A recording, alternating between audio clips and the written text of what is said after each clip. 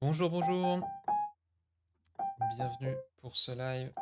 Hop, on baisse un peu la musique. J'espère que vous m'entendez bien, que tout le monde va bien. On va démarrer tranquillement le temps que les gens se connectent. Euh, du coup, alors on se retrouve encore une fois cette semaine pour parler de Python pendant une petite heure ensemble. On a plusieurs sujets sur le feu, on va dire, ces dernières semaines. On avait commencé une série de lives sur la prédiction. On va laisser un petit peu de côté encore pour cette fois-ci, puisque on était parti récemment sur des sujets d'analyse de liste de mots-clés. Donc pour ceux qui n'ont pas vu le live de la semaine dernière ou qui n'ont pas regardé le replay, donc la petite histoire, c'est que on s'est retrouvé sur Twitter avec notamment Laura Blanchard, que je salue bien bas, qui, du haut de son âge canonique, nous demandait des astuces pour analyser une liste de mots-clés. Et il se trouve qu'en Python, il y a pas mal de tâches qu'on peut faire de manière relativement rapide. Donc on s'était penché là-dessus. La petite subtilité, c'était ce sur quoi on va revenir tout de suite après, que on a utiliser un notebook Jupyter, mais directement dans Visual Studio Code, ce qui nous permet de bénéficier de l'assistance de GitHub Copilot. Et pour ceux qui étaient là la semaine dernière, vous aurez constaté qu'une fois encore, c'est quand même bien pratique d'utiliser cet outil-là. Euh, donc comme d'habitude, vous aurez, pour ceux qui auraient loupé le précédent épisode, vous aurez le replay si mon téléphone veut bien fonctionner. Mon téléphone, mon clavier, voilà, ça commence bien. Si mon clavier veut bien fonctionner, voilà, vous aurez le replay ici sur la chaîne YouTube de Databull, donc youtube.com/databull. J'ai plein de notifications que j'irai voir après. Et puis vous avez également le code qu'on a développé du coup ensemble la semaine dernière avec des petites explications qui vont bien pour pouvoir reproduire tout ça chez vous. Et puis sans plus attendre, ce que je vous propose c'est de passer directement à la pratique. Alors, on va réexécuter tout ça rapidement. Donc d'abord quelques imports assez classiques. Ah oui, il faut que je spécifie mon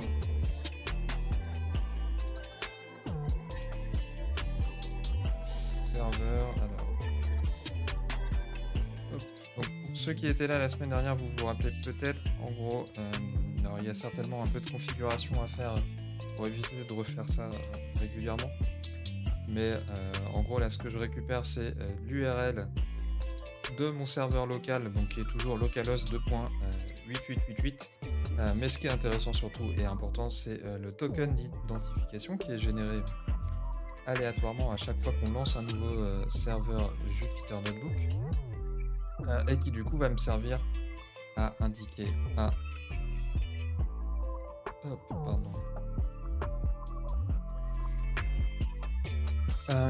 pardon, à VS Code que c'est ce serveur-là qu'il faut utiliser et puis surtout qu'il puisse se connecter avec ce token d'identification en question.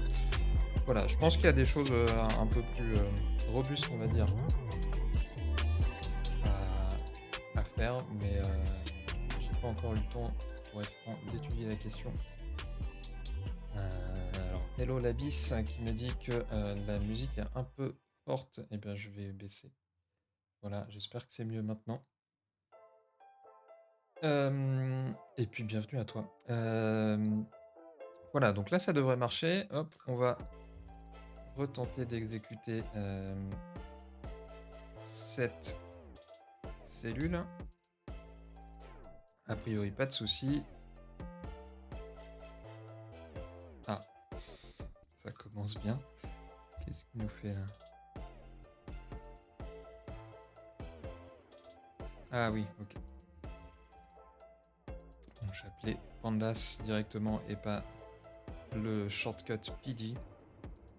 Voilà, là ça marche. Donc on avait, une liste de mots-clés, fournis par Laura que je peux ouvrir à côté. Voilà, donc c'est des mots-clés, autour de la thématique de l'immobilier, et avec chaque mot-clé, on a un volume de recherche qui est associé. Donc on en a quelque chose comme 10 000 de mémoire, voilà, 10 000 et quelques, peu importe. Hem, Ce qui est intéressant avec ces mots-clés et ce que Laura cherchait à faire, c'est en fait parcourir cette liste pour, la simplifier et surtout pouvoir retirer notamment toutes les mentions de localité. Donc on a ici Pessac par exemple, on va avoir la Haute-Marne, Fontenay-le-Comte, et cetera. Je pense que l'idée dans ce genre de cas, c'est surtout de garder le terme de maison à louer et on avait fait plusieurs choses la semaine dernière pour ça. La première, c'était déjà d'aller récupérer sur, data.gouv.fr une liste des, communes de France avec à chaque, commune associé son code INSEE, son code postal et puis différents indicateurs comme les coordonnées GPS par exemple, qui pourraient nous être utiles dans d'autres contextes également. Alors pour rappel, vraiment énormément comment dirais-je? De données accessibles gratuitement et librement sur, data.gouv.fr. Ça concerne vraiment tout type de d'informations. C'est là, par exemple, pour ceux qui ont suivi les lives sur la prédiction qu'on reprendra, hein, je pense la semaine prochaine. C'est là que j'ai trouvé, par exemple, cette, librairie qui nous calculait les jours fériés et les dates de vacances scolaires, d'année après année. Donc voilà, il y a vraiment plein de choses qui peuvent être très utiles, dans plein de contextes différents et notamment sur tout ce qui va être données géographiques, des données de, nombre d'habitants, est-ce que telle commune est un chef-lieu, un chef-lieu de canton, une sous-préfecture, et cetera. Bref, il y a vraiment plein de choses que vous pouvez utiliser vraiment librement. Donc n'hésitez pas à aller y faire un tour et à regarder ce que vous pouvez y trouver. Hem, la problématique dont vous allez rapidement vous rendre compte, c'est que on a, des noms de communes qui sont en capitale, alors que notre, liste de mots-clés est en, minuscule. Donc on avait fait, plusieurs petites, manipulations, mais en gros alors je vais passer très rapidement là-dessus. En gros, la manipulation principale, c'était simplement de, définir cette fonction qu'on a appelée cleanString, qui prend en entrée tout simplement une chaîne de caractères et qui va retirer ou remplacer, tous les caractères qui ne sont pas, des caractères ASCII, c'est-à-dire de simples lettres ou, des chiffres.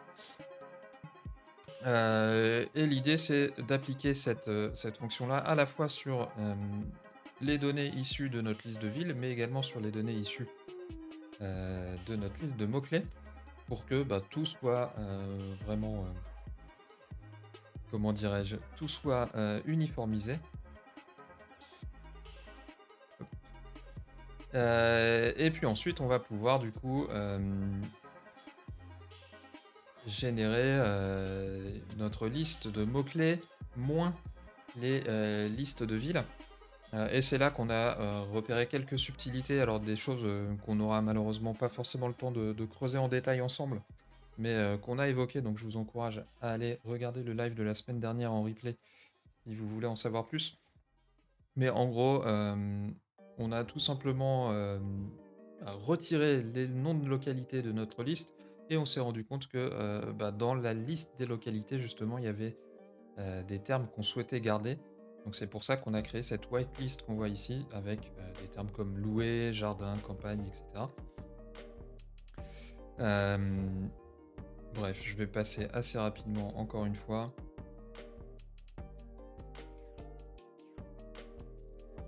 Alors, cette cellule prend quelques secondes à s'exécuter.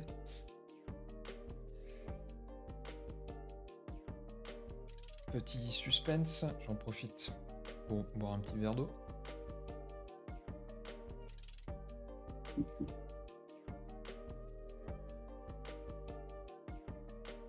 Voilà. Et du coup, si on regarde un petit extrait, on peut voir que, bah, ici, on a par exemple le terme de mot qui est bien retiré, Villepinte également, heu, Rennes et alentours, bah, on garde que et alentours, voilà, c'est un peu bizarre, et ça fait partie un peu des limites de notre exercice. Il y a des choses à affiner.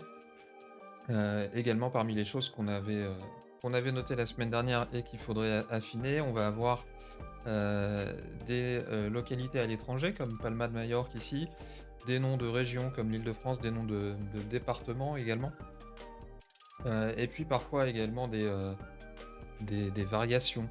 Vous allez pouvoir écrire saint en toutes lettres ou en abrégé par exemple. Voilà, donc ça fait partie des choses qu'il faut savoir affiner un petit peu. Donc une des premières étapes évidemment, c'est, cette whitelist là, et puis on peut également, agrandir finalement notre, liste de stop words, puisque pour rappel, ce qu'on s'était, dit la semaine dernière, c'est que, ce qu'on était en train de faire, c'était tout simplement, heu, une définition une définition d'une liste de, mots vides, donc de stop words qu'on souhaitait retirer. Ici, des stop words un petit peu particuliers puisque ce sont des noms de localités, mais en soi, c'est exactement la même logique.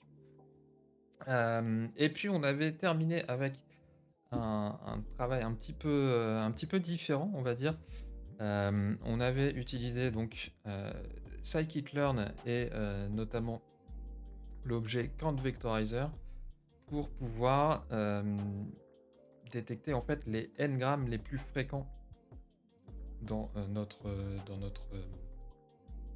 liste de mots-clés. Et du coup, voilà ce qu'on obtenait. Donc les 1 gramme ici, les plus fréquents sont appartement, location, maison, louer, et cetera.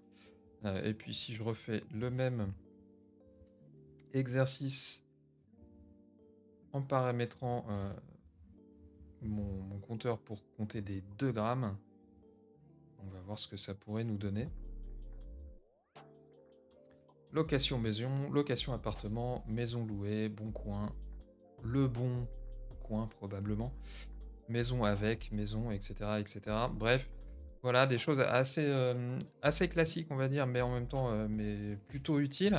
Et comme vous avez pu le voir, bah, c'est si on retire mes explications relativement, rapides à la fois à mettre en place et puis à exécuter, et ça peut permettre de déjà avoir une bonne idée des thématiques, on va dire, les plus fréquentes, hem, abordées dans notre liste de mots-clés. Voilà pour ça. Alors je pourrais faire la même chose avec les 3 grammes. Je pourrais faire également, tiens, on va le faire comme ça, ce sera un bon exemple. Hem, les 1, 2 et 3 grammes, d'un seul coup, par exemple. On va voir ce que ça nous donne ici. Voilà, donc j'ai des 1 gramme, évidemment qui sont en majorité, mais je retrouve assez rapidement des 2 grammes, puis des 3 grammes avec Le Bon Coin, par exemple, ici. Alors là, je n'affiche que, le top 20, mais évidemment, si je voulais la liste complète, je pourrais aller, creuser un petit peu. Un des points qui pourrait être intéressant également, c'est peut-être de nettoyer les stop words un peu plus classiques de la langue française, notamment les déterminants, et cetera, pour avoir une liste un peu plus pertinente. Hem, Ça, on en a parlé la semaine dernière et je vous laisserai encore une fois aller consulter le replay. Et voilà pour ça.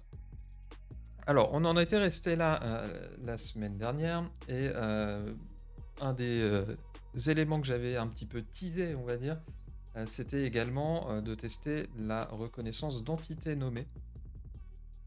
Et alors pour ça, moi, il y a une librairie que j'aime bien utiliser en Python qui s'appelle spaCy. Donc voilà, spaCy qui est,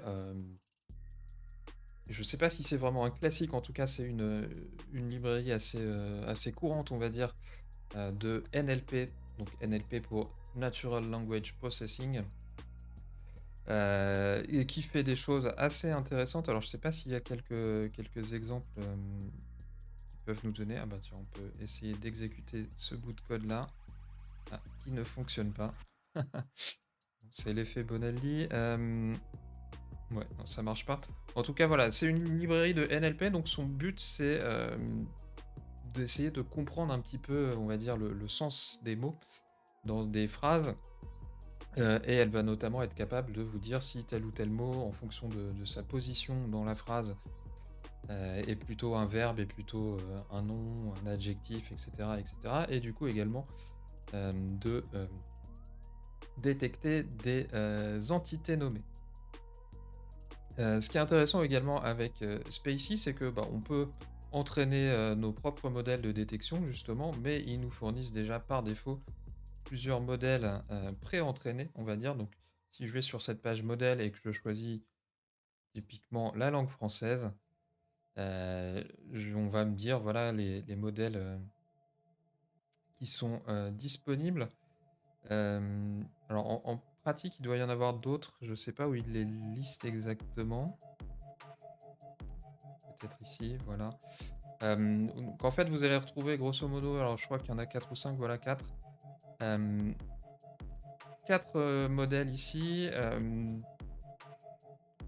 à vous de voir, si ça vous intéresse vraiment d'utiliser les plus gros modèles. Donc en gros, c'est pour ça qu'on a SM, MD et LG, donc c'est SM pour small, MD pour medium et LG pour large évidemment. Évidemment, bah, plus un modèle est gros, plus il a des chances d'être précis, mais c'est pas forcément une garantie non plus de qualité, on va dire. Hem, donc à vous de voir, le problème que vous pouvez assez vite rencontrer, c'est, finalement d'avoir des modèles qui sont trop gros, et qui, parfois vont avoir du mal à tourner sur votre machine locale, par exemple. À titre de comparaison, donc ici, j'ai le modèle le plus petit qui fait 15 mégabits, ce qui est vraiment très, très léger. À l'inverse, le large ici fait 545, donc on est, sur une échelle de, à 50, quasiment, c'est ça? Ou j'ai très, très mal calculé, je sais pas. Enfin, en tout cas, voilà, c'est beaucoup plus gros. Ça reste sur ces petites, librairies-là des modèles très, très, légers. Mais pour ceux qui s'intéressent, et je pense qu'il y en a quelques-uns parmi vous, pour ceux qui s'intéressent, notamment aux, large language models qui sont très à la mode actuellement, je pense notamment à des GPT-3, 3.5, 4 ou, autres, Llama et compagnie. On est sur des modèles qui font des tailles vraiment beaucoup plus importantes. On parle au moins en gigaoctets, et dans ces cas-là, bah, typiquement, à part les plus petits modèles disponibles, publiquement en tout cas sur le web, le reste ne fonctionnera probablement jamais sur votre ordinateur, même si ça ne saurait tarder. Hem, voilà, donc faites attention également à la taille du modèle que vous souhaitez utiliser. Nous, on va, je pense, se contenter d'utiliser le plus gros puisqu'il est pas très lourd, et retourner du coup sur notre page précédente.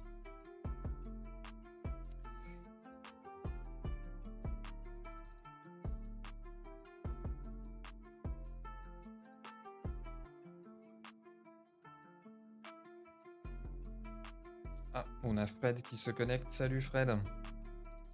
Alors, donc là, en gros, ce que la documentation me raconte, c'est comment installer, mon modèle. Alors, je vais m'assurer d'abord en console que, j'ai bien installé Spacy. A priori, c'est bien le cas. Voilà, j'ai que des, requirements already satisfied, donc tout va bien. J'avais bien préparé le coup. Comment ça va? Eh ben, écoute, ça va plutôt bien. J'avoue que je suis un peu fatigué aujourd'hui. Je viens de passer 2 jours à Paris, assez intenses et besoin d'un petit peu de récupération, on va dire. Mais sinon ça va. Donc avec cette commande python-m spacy download, puis le nom du modèle, on va tout simplement télécharger, un des modèles publics qui nous sont proposés. Alors j'ai juste remplacé le SM par LG puisque, comme je disais, parce que, il y a rien qui nous empêche d'utiliser un modèle peut-être un peu plus large et on aura peut-être des meilleurs résultats. Mais encore une fois, c'est pas forcément garanti, c'est pas parce que vous avez un modèle plus large avec plus de paramètres, plus de données, qu'il est forcément meilleur. Il y a parfois des petites subtilités. On verra en tout cas si ça suffit à à nos besoins. Alors, je crois qu'il est en train de vérifier qu'on a bien installé Spacie, mais c'est bon. Et voilà, et donc tout va bien. Alors, ensuite, il va falloir utiliser ce bout de code-là, on va dire, pour exécuter la librairie et le modèle. Alors, Fred me demande ce que je propose aujourd'hui. Alors, j'ai repris en fait la suite de ce qu'on a vu la semaine dernière sur l'analyse de la liste de mots-clés de Laura. On s'était arrêté sur l'analyse des n-grammes ici. Et puis j'avais un petit peu teasé et du coup je souhaite le faire cette semaine. J'avais un petit peu teasé l'utilisation de Spacie, qui est une librairie de NLP, pour essayer de détecter les entités nommées dans cette liste de mots-clés. L'idée, en fait, c'est de voir si on arrive à détecter les marques, les noms de localités qu'on n'aurait pas forcément dans notre liste initiale, issue de data.gouv.fr, etc. Et tester également un petit peu cette librairie-là. Alors, en toute transparence, moi, j'ai déjà eu l'occasion d'utiliser Spacie à quelques reprises, mais ça fait un bon moment que je m'y suis pas replongé. On va exécuter du coup l'exemple de code qu'il nous propose ici. Donc en gros, ce qu'on fait tout simplement, c'est importer Spacie, puis charger le modèle avec ces trois lignes-là. Et puis ensuite, on crée la variable doc pour document, à qui on va fournir une simple phrase et on essaie d'analyser cette phrase-là et on va voir ce que Spacie nous propose.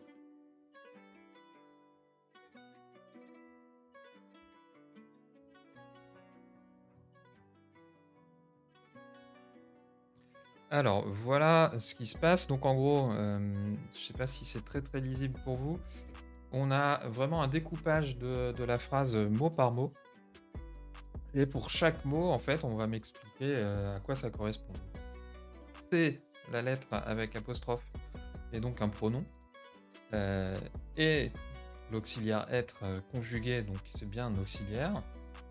On a le déterminant une, phrase qui est un nom, et puis un point pour la ponctuation. Voilà, donc c'est typiquement ce genre d'informations-là que Spacie est capable de vous fournir. Alors évidemment, on peut détourner un petit peu cette manière de fonctionner, on va dire. Mais en gros, l'idée, c'est vraiment voilà, d'essayer, dans un ensemble de documents, on va dire, d'être capable de détecter en fait quels sont les types de mots et du coup voir si on arrive à détecter, comme je l'ai déjà dit à plusieurs reprises, des entités nommées. Alors pour vous donner un exemple, si je crée un nouveau doc en prenant un peu au hasard un des mots-clés de la liste de Laura, donc on va prendre ça au hasard, maison à louer, Bretagne Le Bon Coin. Hop, voilà déjà ce qui va arriver. Donc on a bien la détection d'un nom. Alors ADP, je sais pas exactement à quoi ça correspond, mais il y a probablement les détails dans la documentation. J'aurais un doute, je suis pas linguiste et je vais dire une grosse bêtise, donc je vais laisser ça de côté. On a un verbe, on a un nom ici. C'est dommage qu'on n'ait pas une entité nommée. Un déterminant, un adjectif et un nom. Donc là encore, il ne détecte pas la marque Le Bon Coin comme étant une entité nommée. Donc c'est un petit peu dommage. On va voir si on arrive à améliorer tout ça. Et notamment, on peut essayer peut-être d'entraîner finalement ce modèle-là Hem, alors il y a plein de détails qui vont nous être, proposés dans la documentation évidemment. Alors bon, l'installation a priori c'est fait. Mais comme vous pouvez voir, il y a, vraiment pas mal de choses, pour, analyser les phrases et également parfois également les intentions, on va dire, la tournure des phrases. Est-ce qu'on est plutôt sur des choses plutôt positives ou négatives et cetera? Mais surtout ce qui va nous intéresser ici, c'est, la notion d'entraînement des modèles. Donc comme je l'ai dit, le modèle qu'on vient de télécharger et d'installer, c'est quelque chose qui nous est fourni gratuitement, mais qu'on peut, upgrader, on va dire, améliorer, en, rajoutant des informations pour essayer de le faire, se spécialiser sur nos problématiques à nous. Donc c'est ni plus ni moins ce qui nous est proposé ici, c'est qu'en gros, on va essayer d'améliorer ce process-là pour faire en sorte que, ils connaissent et ils détectent plus de labels pour s'améliorer. Alors il y a plusieurs, heu, manières de faire, on va dire. Si je reviens un petit peu en arrière sur les, features, on va dire, en gros, donc ici, on a la liste, pardon, des types de mots que, Spacy détecte, facilement. Mais, on peut également, en créer des nouveaux si on veut. Donc, par exemple, vous allez pouvoir détecter les entités nommées au sens large, mais, raffiner ça en parlant peut-être précisément de, destination ou de localité, et de marque, puisque c'est surtout de ça qu'on parlait jusqu'à maintenant. Alors pour vous donner un petit peu une idée de ce que ça peut donner, je crois qu'un des trucs que je peux, tenter également, c'est de lister les entités nommées. Heu,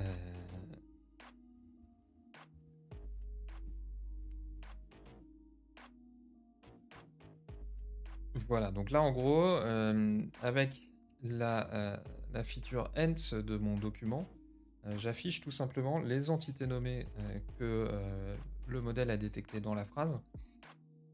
Et ici, bon, l'entité nommée qui me détecte, c'est Louer Bretagne. C'est pas exactement ce que je voudrais. Et puis, comme on le constate également, il n'a pas détecté, notre entité, Le Bon Coin. Donc l'idée pour nous, ça va être d'essayer d'améliorer un petit peu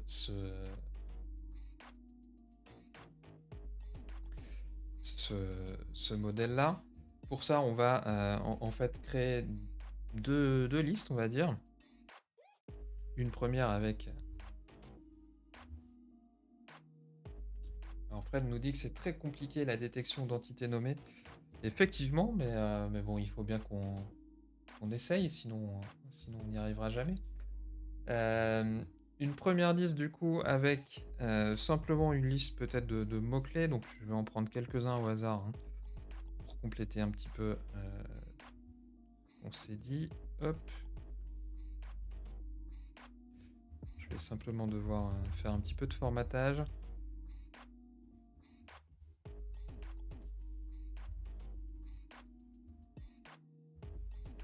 Je vais peut-être aller un peu plus vite.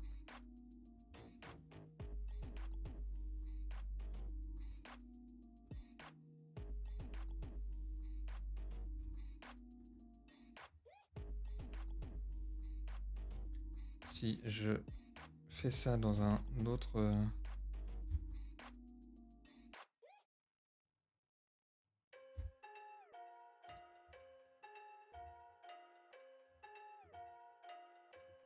hop.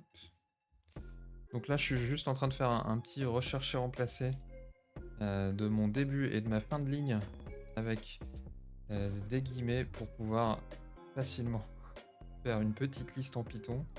Hop, voilà, on fait un petit truc joli et vous n'avez rien vu. Voilà, tout va bien. Et bref, un petit peu de mise en forme, on va dire. Donc on va détecter on va définir pardon, une première liste de phrases d'entraînement, on va dire, et puis on va, également lui fournir une 2e liste qui va être en fait un dictionnaire des termes qui nous paraissent importants à détecter dans, dans la liste justement d'entraînement. Donc on peut lui dire, que Bon Coin, on va dire que c'est une marque. Hop, on va rajouter Le Bon Coin également. Bret on a quoi? On a Bordeaux.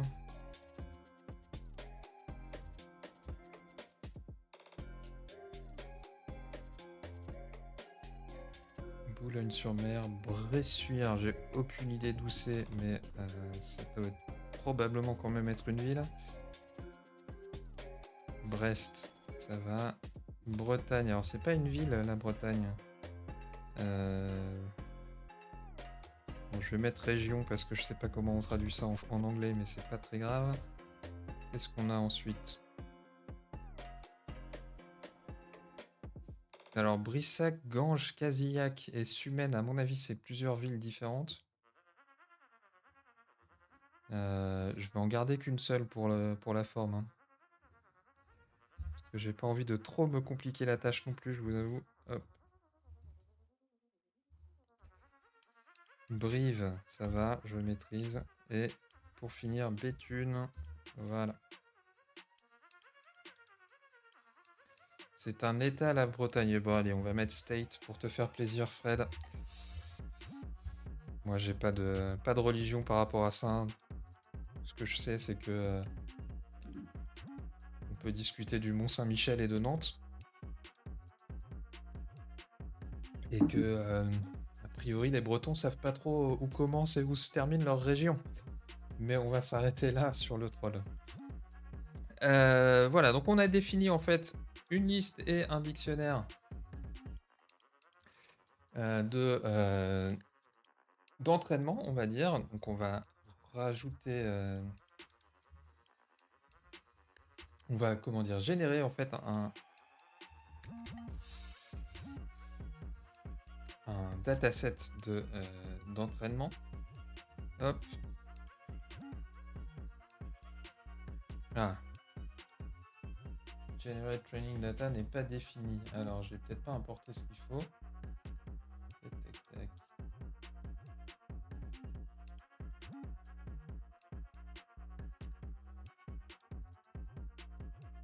Ah oui, ok, il faut rajouter un petit peu de code. Hop.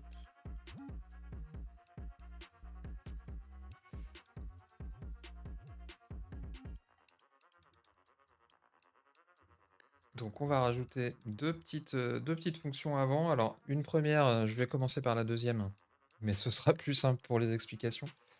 Ah, on a Rebecca qui se manifeste dans le chat. Je pense que tu réagis à mes petits trolls sur la Bretagne. Salut à toi Rebecca. Et oui, je pense on va pas trop parler des Bretons, à moins qu'il y en ait dans le chat qui voudraient se manifester. Mais ils ont pas l'air très nombreux aujourd'hui. Alors, donc on a une première fonction qui s'appelle Generate Training Data qui va tout simplement prendre donc nos deux listes qu'on vient de définir et en fait les mettre en forme, on va dire, pour que Spacey soit capable de s'entraîner sur ces données qu'on lui fournit. Voilà, donc c'est ni plus ni moins que de la mise en forme. Et puis cette fonction elle-même utilise une deuxième fonction qu'on définit qui s'appelle findStr pour trouve une chaîne de caractères qui en fait va simplement regarder si une chaîne de caractères est présente dans une autre chaîne de caractères. Voilà, donc rien de bien méchant, mais on a besoin de définir ces deux fonctions-là pour générer notre dataset d'entraînement. Strings is not defined. Ah, j'ai oublié un S. Voilà. Voilà, donc en gros, ce que ce dataset nous dit, c'est, bah, dans chaque phrase, j'ai détecté, par exemple, du caractère 15 au caractère 23, une marque, qui est la marque Le Bon Coin. Ici, du 15 au 23, j'ai détecté, une ville. Hem, Ici, du 21 au 32, j'ai Le Bon Coin, donc c'est, une marque, et cetera, et cetera. Voilà, l'idée, c'est vraiment, d'essayer de fournir plein d'exemples à, hem, à notre modèle pour qu'il s'entraîne et qu'il arrive à détecter de nouvelles choses et qu'on le spécialise finalement sur nos données. Alors évidemment, là, on est sur un petit exemple. Ça peut être assez chronophage, on va dire, de générer des datasets d'entraînement qui vont vraiment être efficaces sur des volumes un peu plus importants. Mais vous allez voir aussi que c'est des choses qu'on peut, assez facilement, automatiser, on va dire, avec l'expérience. Puisque, bah, si vous avez, par exemple, une liste de, toutes les marques qui vous intéressent, c'est assez facile de les rajouter dans, ce dictionnaire. De la même manière, on pourrait également extraire toutes nos villes, de notre liste précédente, et indiquer que c'est des villes, et cetera. Voilà, donc c'est assez facile finalement, de fournir la liste des strings ici. C'est un peu moins évident, mais ça se fait aussi plutôt bien de, fournir des exemples dans lesquels ces entités sont présentes. Ah, on a Maxime dans le chat également. Salut Maxime. Est-ce que tu as envie de louer une maison à Bressuire? Bah écoute, je sais pas ce qui est le pire entre Bressuire et quelques autres communes plus proches de Reims que tu as évoquées avec moi récemment. Mais voilà, après tout, si tu veux aller t'enterrer à la campagne, libre à toi. Voilà, voilà. Donc on a notre. T'as pas de passeport pour aller en Bretagne? Ouah, c'est une question de quelques semaines pour avoir un passeport. On a notre dataset d'entraînement, pardon. Maintenant, il va falloir entraîner Spacey avec ça. Alors, je vais reprendre quand même un petit peu la documentation parce que j'avoue que je me rappelle plus exactement pardon, comment on fait.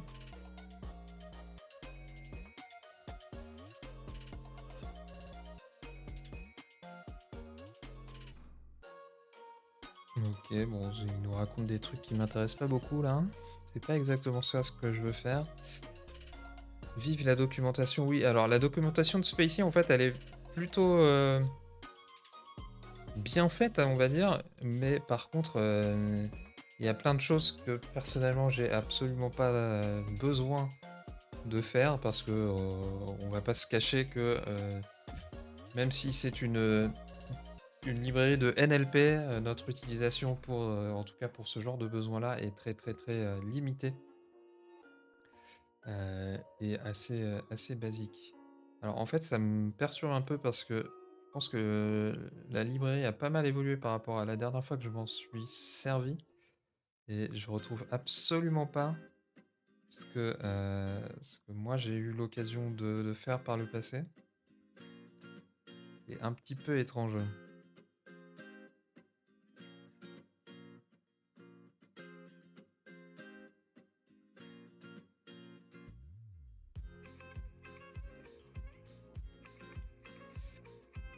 Bon, je vais laisser ça de côté, je vais reprendre le code que moi j'ai déjà utilisé et on va voir ce que ça nous donne. Et donc dans ces cas-là, comme tout bon développeur, on va dire,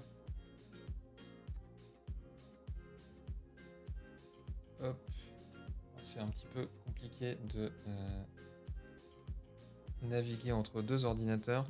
Mais comme tout bon développeur, bah, je vais tout simplement faire un copier-coller de mon ancien code et regarder un petit peu ce que je dois mettre à jour ou pas. Donc dans ce code que j'ai utilisé il y a quelques années maintenant, puisque si je regarde la date d'exécution, c'était 2020, donc on est en 2023, ça fait 3 ans. On a quelques imports ici, je vais pas trop revenir dessus, mais il n'y a pas beaucoup d'importance. Alors, Spacey, pour le coup, on l'a déjà on l'a déjà importé. Par contre, on va importer des utilitaires supplémentaires. On verra si on a besoin de détailler à quoi ils servent.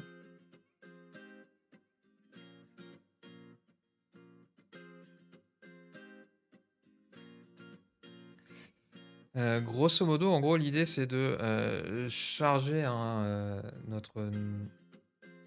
notre modèle de langage qu'on a appelé NLP tout à l'heure, et de poursuivre son entraînement en fait, donc resume training. Voilà, voilà. Donc je regarde rapidement le code, mais c'est un petit peu cryptique, on va dire. Bon, on va voir ce qui se passe. Ah bah voilà, ça commence bien. No module named plaque. Bon, et si on fait un petit install plaque, qu'est-ce que ça donne?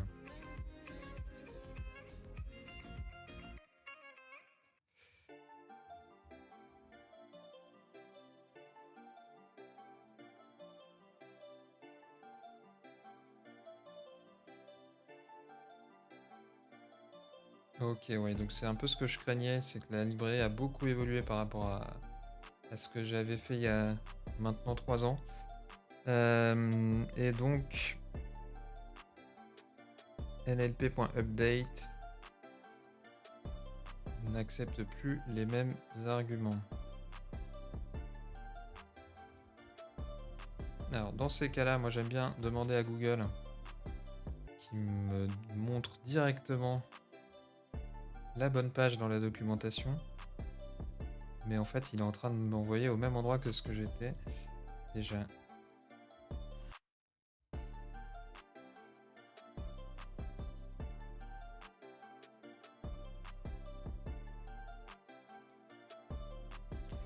Ok, donc il faut que je lui fournisse simplement une liste.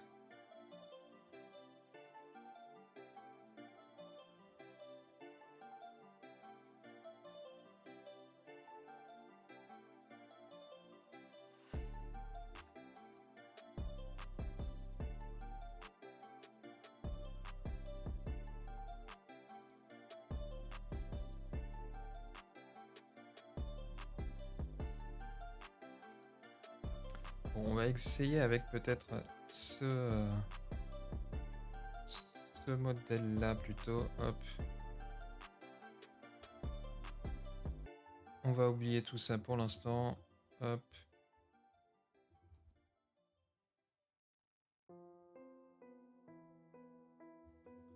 Alors, train data, ça s'appelle comme ça chez moi.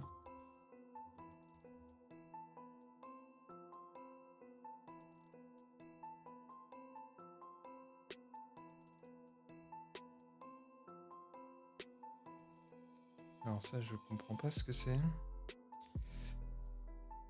On est vraiment sur du live coding là, parce que je découvre vraiment la doc en live.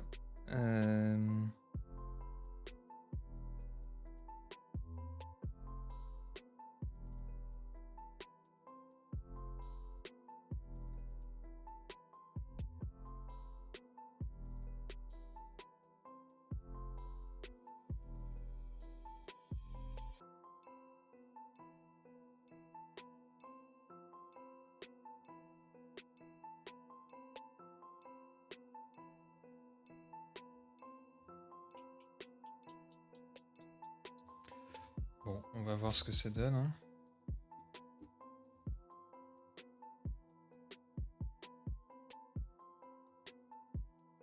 Ah.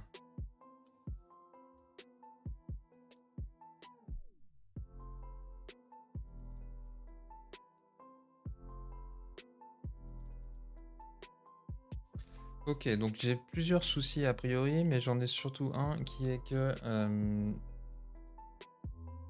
mon modèle n'a pas l'air d'avoir les bonnes infos. Ah, on a Fred qui s'adresse aux viewers de l'ombre. Oui, je pense qu'il y a des gens qui sont un petit peu timides parmi les viewers, mais bon, faut pas qu'ils hésitent à se manifester, effectivement. Bon, comment je vais pouvoir, résoudre ça? Alors, est-ce que j'utilise le bon modèle à entraîner déjà? Je ne sais pas.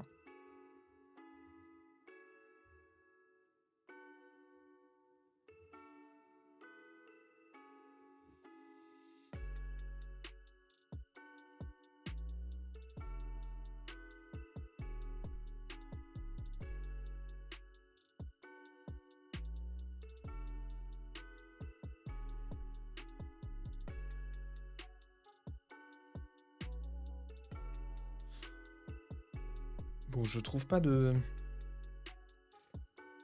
traces des modèles. Alors peut-être que sur la page des modèles, on va me dire des choses un peu plus intéressantes. En fait, ce que je crains, mais ça n'a pas l'air d'être le cas, c'est que j'utilise pas le bon modèle pour faire du surentraînement, on va dire.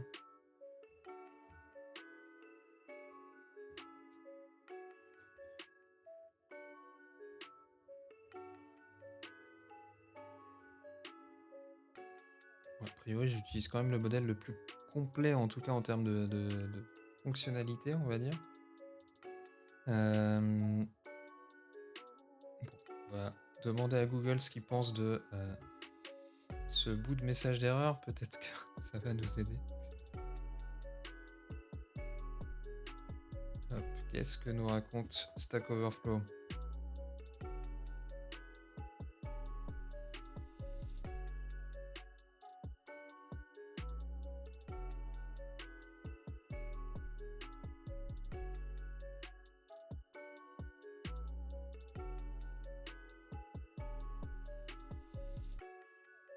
OK.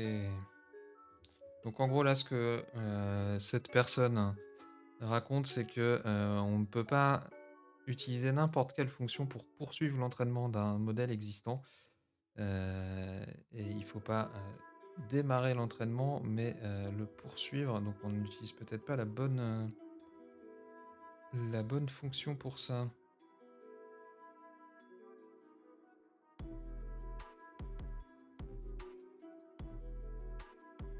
Le problème, c'est que moi, j'utilise pas du tout ces fonctions Begin Training et Create Optimizer.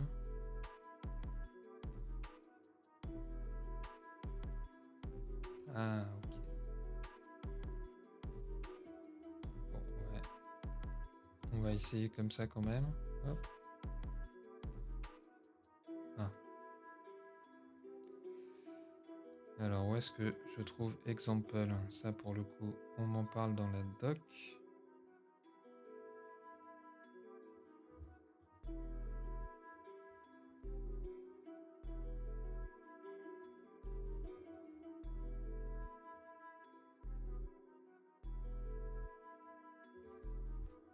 On va finir par y arriver.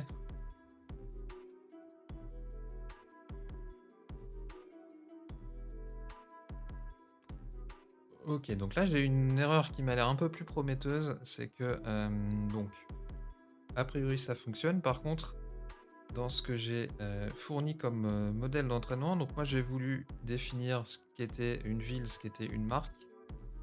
Et ça a pas l'air de lui plaire puisqu'il me dit unexpected type for near data, je sais pas comment on prononce ça.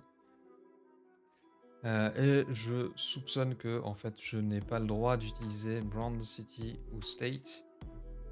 Mais du coup, qu'est-ce que je peux utiliser? Je ne sais pas.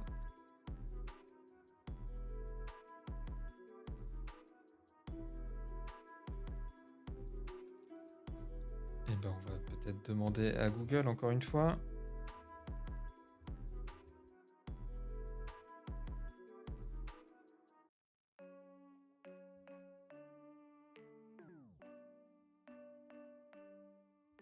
Bon, c'est pas ça. Ah!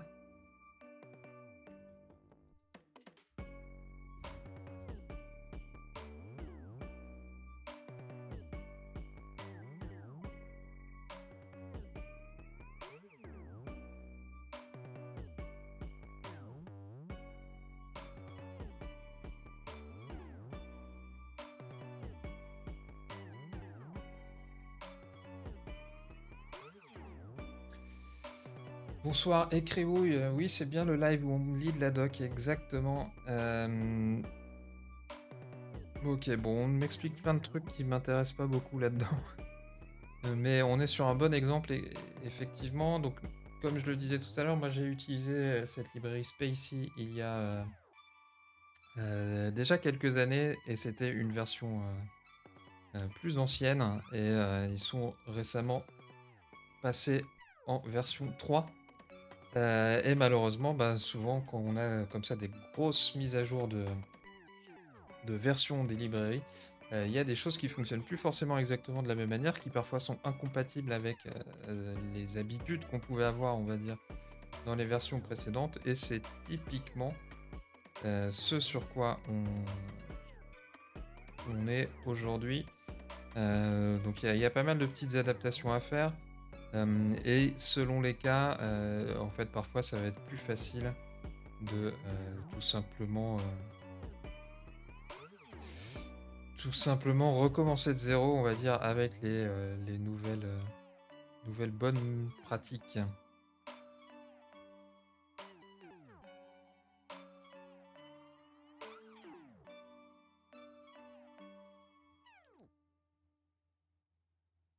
Ok, donc ça c'est bien ce que je fais.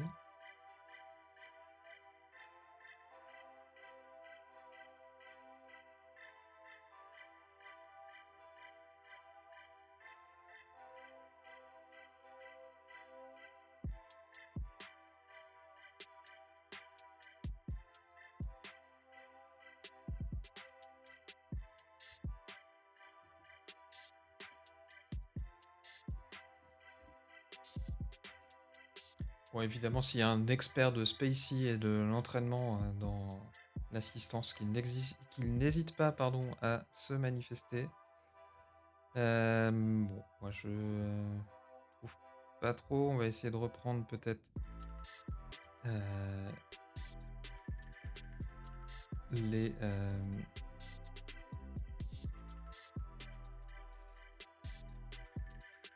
la documentation.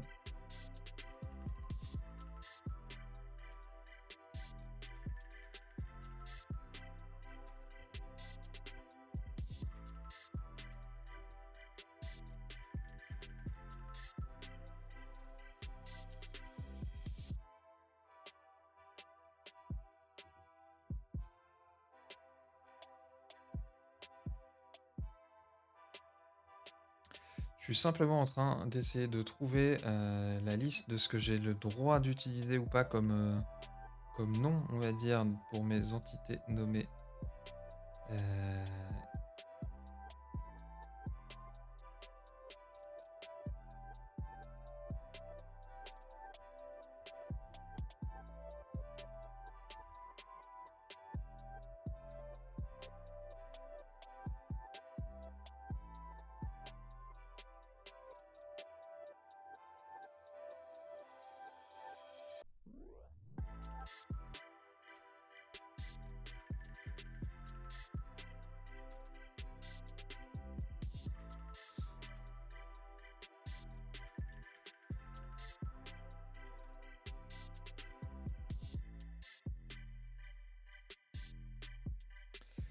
On va essayer peut-être d'adapter le code de cette personne qui a l'air d'avoir résolu le même genre de problème que nous.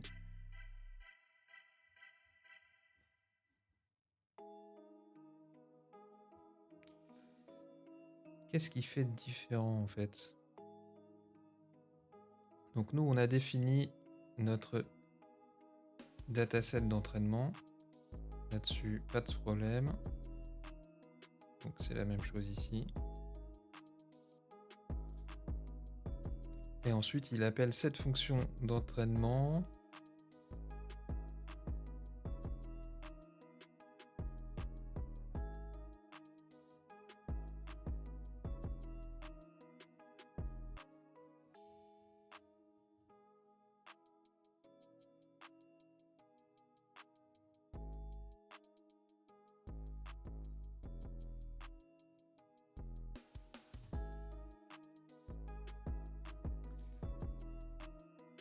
Ok, ben on va essayer de rajouter ça.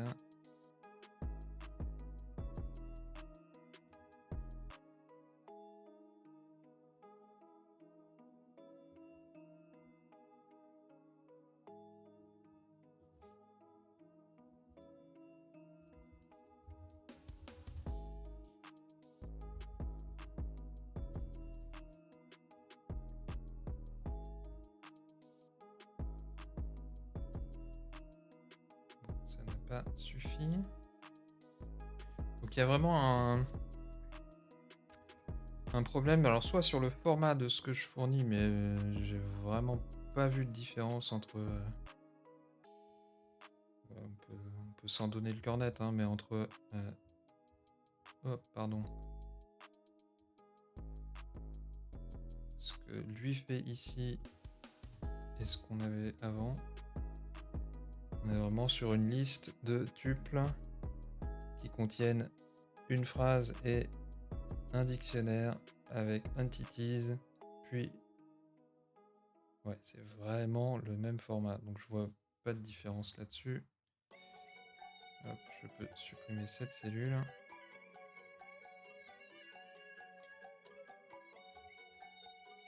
Bon, et si je fais un copier-coller bêtement de son code, qu'est-ce que ça donne?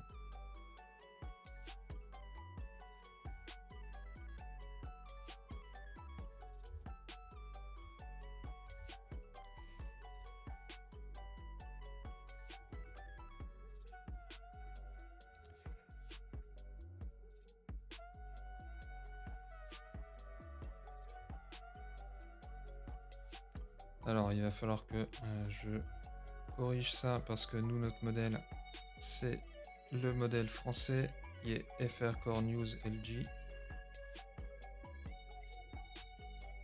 Évidemment, il y a plus de modèles en anglais hein, si vous travaillez en anglais. Et puis, comme vous l'avez probablement aperçu, il y a plein d'autres langues également qui sont proposées. Mais bon, si on n'est pas capable de spécialiser nos modèles, tout ça, ça va pas beaucoup nous servir. Alors, je vais quand même m'assurer que j'ai les bons imports qui sont faits. Hop. Même si normalement c'est déjà le cas.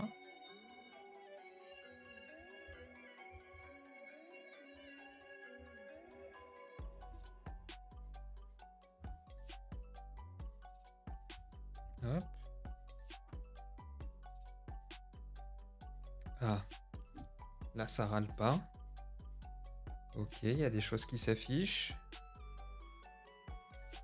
J'ai pas dit que je comprenais pourquoi il y a des choses qui s'affichent, mais en tout cas il y a des choses qui s'affichent, c'est plutôt bien.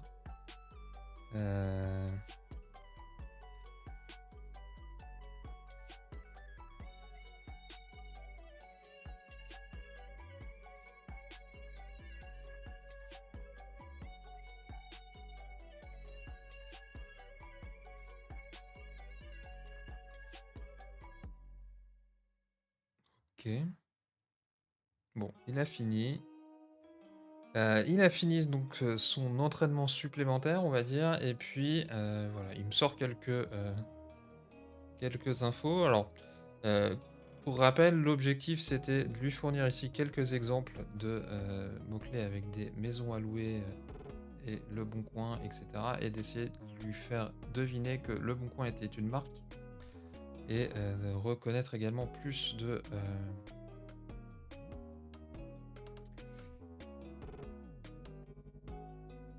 d'entités nommées. Alors on va en prendre un là au hasard sur lequel on n'a pas entraîné le modèle pour voir ce qui se passe. Hop. Donc mon modèle il s'appelle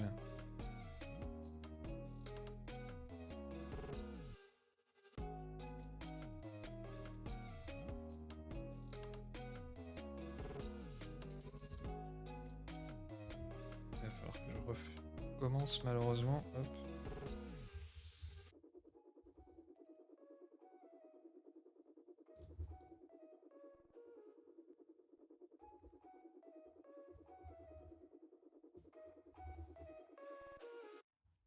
Et en attendant qu'il s'entraîne, nous ce qu'on voulait regarder c'était surtout Doc Ends. Voilà.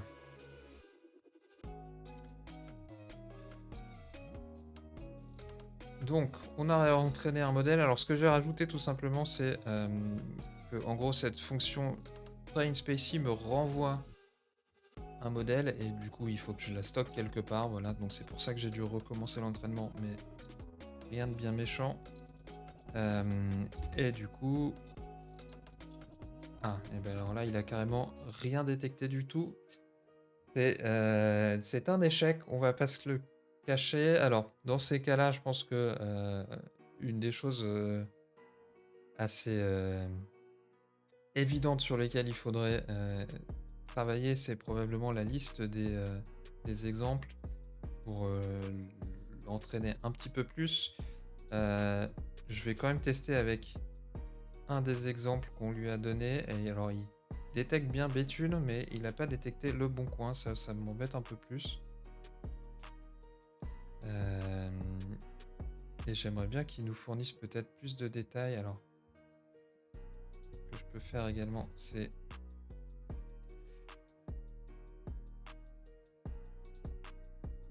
hop,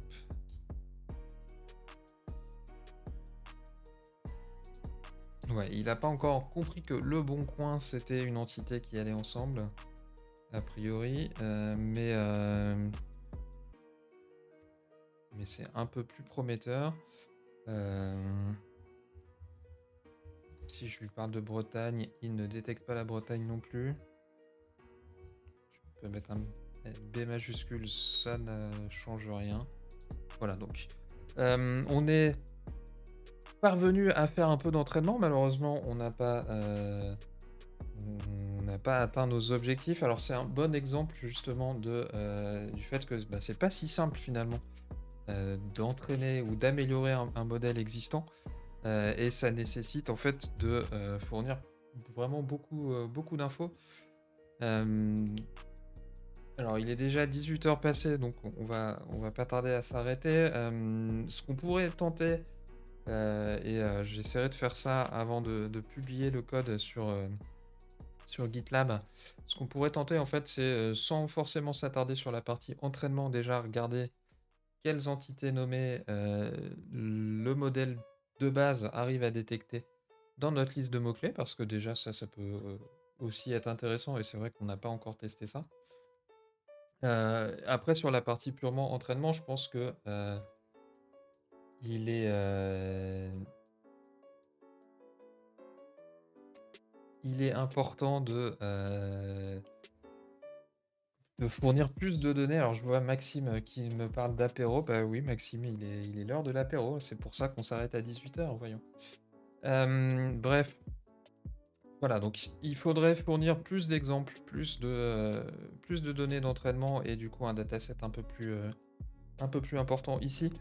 Ce qui va du coup, j'espère nous permettre d'avoir quelque chose de plus robuste. On verra si on a l'occasion dans un futur live de revenir sur ce sujet-là. Peut-être sur d'autres exemples de NLP et d'utilisation, on va dire, de ces choses-là. Si vous avez d'autres idées également de ce qu'on pourrait, tenter de faire en termes d'analyse de notre liste de mots-clés, bah, hésitez pas à me les suggérer également, que ce soit sur Twitter, en commentaire, sur YouTube ou ce genre de choses. Vraiment, c'est toujours avec plaisir que, je prends vos retours, qui me sont souvent faits en privé, parce que je pense qu'il y a beaucoup de gens qui sont assez timides, mais vraiment n'hésitez pas à vous manifester de manière plus publique. C'est, un peu le but également de ces lives-là, c'est vraiment de faire du build in public, on va dire. Voilà pour ça. En tout cas, je pense que la semaine prochaine, on va repartir sur, notre thématique de prédiction de trafic. On avait utilisé XGBoost et fait, quelques bases, on va dire. Il nous restait notamment à faire, du fine tuning pour essayer d'améliorer la précision de notre modèle et puis il y a également d'autres méthodes de prédiction de trafic qui nous restent à tester. On verra ce qu'on a le temps de faire ou pas. En tout cas, bah, je remercie, tous ceux qui étaient là pendant le live et puis également, tous les gens qui vont regarder tout ça en replay. Hem, je vous souhaite une bonne fin de journée, une bonne soirée et puis, et ben, je vous dis tout simplement, heu, à la semaine prochaine pour de nouvelles aventures. Allez, à bientôt.